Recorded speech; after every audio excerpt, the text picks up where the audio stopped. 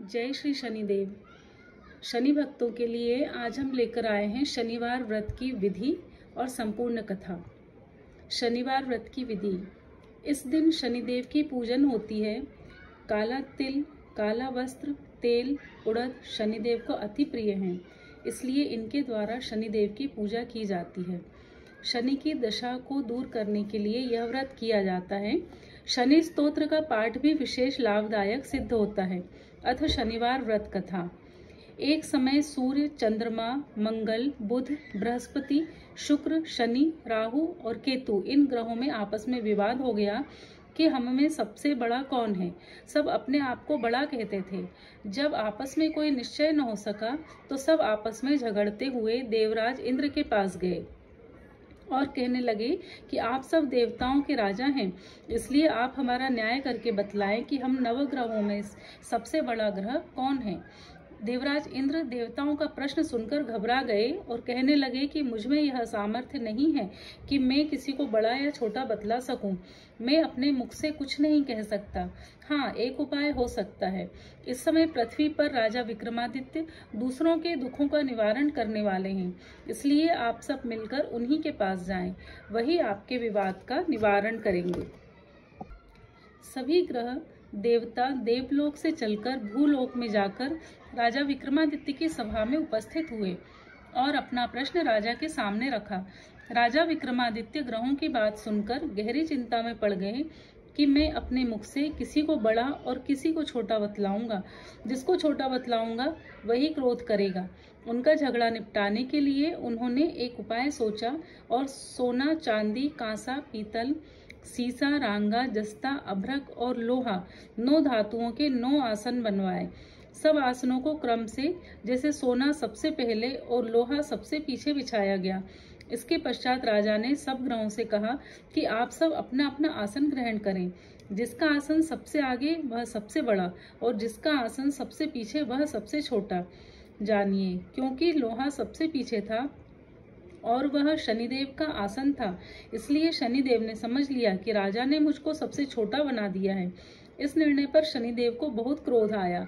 उन्होंने कहा कि राजा, तू मेरे पराक्रम को नहीं जानता।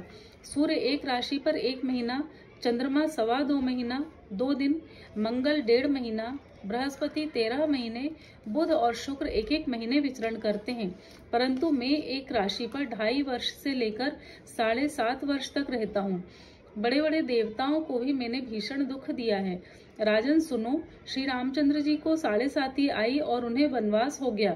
रावण पर आई तो राम ने वानरों की सेना लेकर लंका पर चढ़ाई कर दी और रावण के कुल का नाश कर दिया। हे राजन, अब तुम सावधान रहना। राजा विक्रमादित्य ने कहा, जो कुछ भाग्य में होगा देखा जाएगा। इसके बाद अन्य ग्रह तो प्रसन्नता के साथ अपने अपने स्थान पर चले गए, परंतु शनिदेव क्रोध के साथ वहां से सिधारे।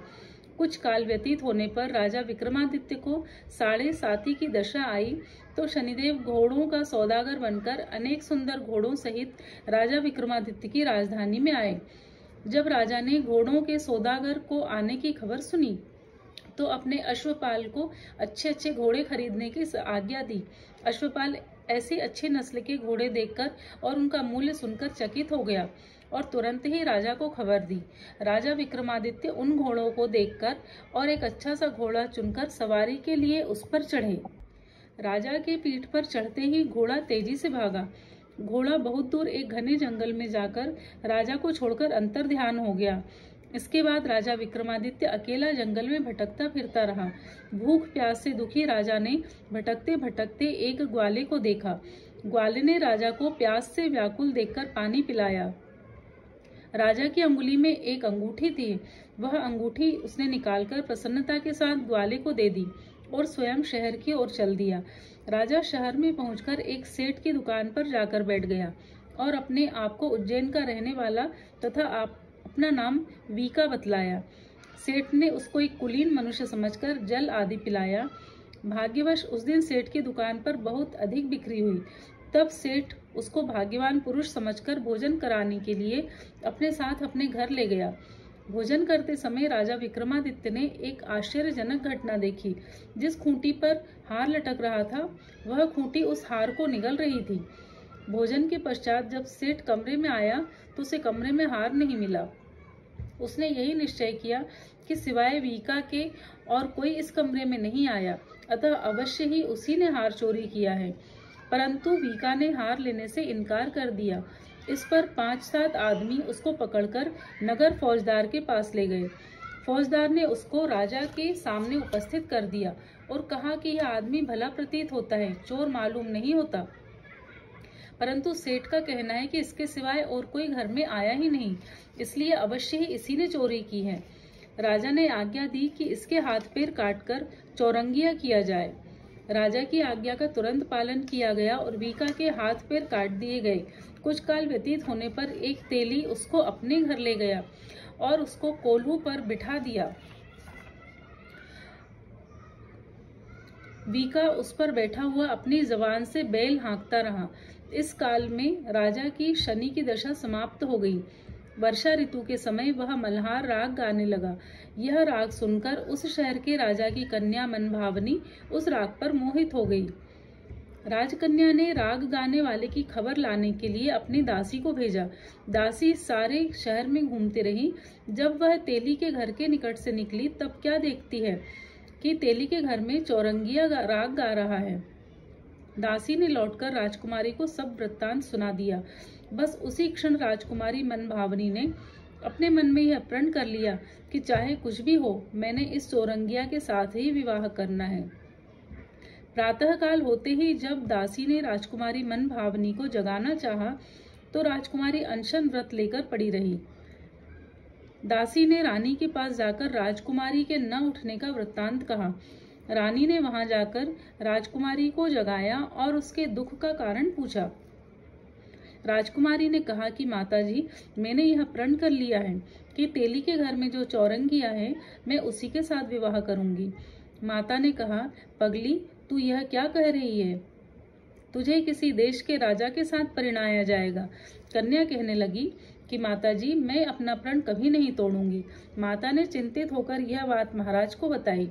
महाराज ने भी आकर उसे समझाया कि मैं अभी देश देशांतर में अपने दूत भेजकर सुयोग्य, रूपवान एवं बड़े से बड़े गुणी राजकुमार के साथ तुम्हारा विवाह करूंगा। ऐसी बात तुम्हें कभी नहीं विचारनी चाहिए। परंतु राजकुमारी ने कहा, पिताजी, मैं अपने प्राण त्याग दूंगी, परंतु किसी दूसरे से विवाह नहीं करूंगी। यह सुनकर राजा ने क्रोध से कहा, यदि तेरे भाग्य में ऐसा ही लिखा है तो जैसी तेरी इच्छा हो वैसा ही कर। राजा ने तेली को बुलवाकर कहा कि तेरे घर में जो चौरंगिया है उसके साथ में अपनी कन्या का विवाह करना चाहता हूँ। तेली ने कहा, महाराज, यह कैसे हो सकता है? कहाँ आप हमारे राजा और कहाँ मैं एक नीच तेली। राजा ने कहा कि भाग्य के लिखे को कोई टाल नहीं सकता, अपने घर जाकर विवाह की तैयारी करो। राजा ने सारी तैयारी कर तोरण और वंदनवार लगवाकर राजकुमारी का विवाह चौरंगिया के साथ कर दिया। रात्रि को जब विक्रमादित्य और राजकुमारी महल में सोए तो आधी रात के समय शनिदेव ने विक्रमादित्य को स्वप्न दिया और कहा कि राजा, कहो, मुझको छोटा बतलाकर तुमने कितना दुख उठाया। राजा ने शनिदेव से क्षमा मांगी। शनिदेव ने राजा को क्षमा कर दिया और प्रसन्न होकर विक्रमादित्य को हाथ पैर दिए। तब राजा विक्रमादित्य ने शनिदेव से प्रार्थना की, महाराज, मेरी प्रार्थना स्वीकार करें। जैसा दुख आपने मुझे दिया है ऐसा किसी और को न दें। शनिदेव ने कहा, तुम्हारी यह प्रार्थना स्वीकार है। जो मनुष्य मेरी कथा सुनेगा या कहेगा उसको मेरी दशा में कभी किसी प्रकार का दुख नहीं होगा, और जो नित्य ही मेरा ध्यान करेगा या चींटियों को आटा डालेगा उसके सब मनोरथ पूर्ण होंगे। इतना कहकर शनिदेव अपने धाम को चले गए। जब राजकुमारी मनभावनी की आंख खुली तो उसने चौरंगिया को हाथ पैर सहित देखा तो आश्चर्यचकित हो गई। उसको देखकर राजा विक्रमादित्य ने अपना समस्त हाल कहा कि मैं उज्जैन का राजा विक्रमादित्य हूँ। यह घटना सुनकर राजकुमारी अत्यंत प्रसन्न हुई। प्रातःकाल राजकुमारी से उसकी सखियों ने पिछली रात का हालचाल पूछा तो उसने अपने पति का समस्त वृत्तांत कह सुनाया। तब सबने प्रसन्नता प्रकट की और कहा कि ईश्वर ने आपकी मनोकामना पूर्ण कर दी। जब उस सेठ ने यह घटना सुनी तो वह राजा विक्रमादित्य के पास आया और उनके पैरों पर गिरकर क्षमा मांगने लगा कि आप पर मैंने चोरी का झूठा दोष लगाया। आप मुझे जो चाहें दंड दें। राजा ने कहा, मुझ पर शनिदेव का कोप था, इसी कारण यह सब दुख मुझको प्राप्त हुआ।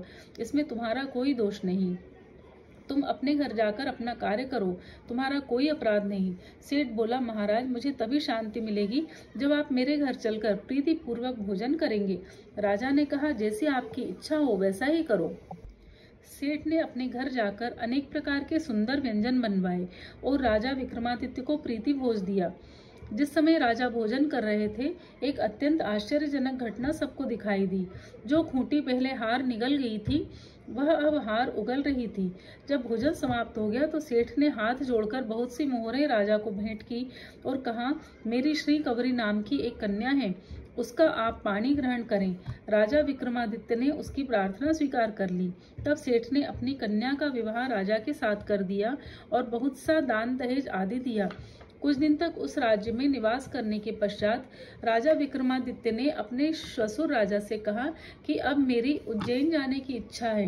कुछ दिन बाद विदा लेकर राजकुमारी मनभावनी, सेठ की कन्या श्री कंवरी तथा दोनों जगह दहेज में प्राप्त अनेक दास दासी, रथ और पालकियों सहित राजा विक्रमादित्य उज्जैन की तरफ चले। जब वे शहर के निकट पहुंचे और पुरवासियों ने राजा के आने का संवाद सुना, तो उज्जैन की समस्त प्रजा अगवानी के लिए आई। प्रसन्नता से राजा अपने महल में पधारे। सारे नगर में भारी उत्सव मनाया गया और रात्रि को दीपमाला की गई। दूसरे दिन राजा ने अपने पूरे राज्य में यह घोषणा करवाई कि शनि देवता सब ग्रहों में सर्वोपरि हैं। मैंने इनको छोटा बतलाया, इसी से मुझको यह दुख प्राप्त हुआ। इस प्रकार सारे राज्य में सदा शनिदेव की पूजा और कथा होने लगी। राजा और प्रजा अनेक प्रकार के सुख भोगती रही। जो कोई शनिदेव की इस कथा को पढ़ता या सुनता है, शनिदेव की कृपा से उसके सब दुख दूर हो जाते हैं। व्रत के दिन शनिदेव की कथा को अवश्य पढ़ना चाहिए। ओम शांति ही, ओम शांति ही, ओम शांति ही। अथ शनिवार की आरती। आरती कीजे नरसिंह कुंवर की, वेद विमल यश गाँव मेरे प्रभु जी। पहली आरती प्रहलाद उबारे, हिरणाकुश नख उदर विदारे। दूसरी आरती वामन सेवा, बल के द्वारे पधारे हरिदेवा। तीसरी आरती ब्रह्म पधारे, सहस बाहु के भुजा उखारे। चौथी आरती असुर संहारे, भक्त विभीषण लंक पधारे। पांचवी आरती कंस पछारे, गोपी ग्वाल सखा प्रतिपाले। तुलसी को पत्र कंठ मणि हीरा, हर्षि निरखि गावे दास कबीरा। आरती कीजे नरसिंह कुंवर की, वेद विमल यश गाँव मेरे प्रभु जी। अथ शनिवार व्रत कथा संपूर्णम। आप सभी पर भगवान शनि की ऐसी कृपा बनी रहे। जय शनिदेव।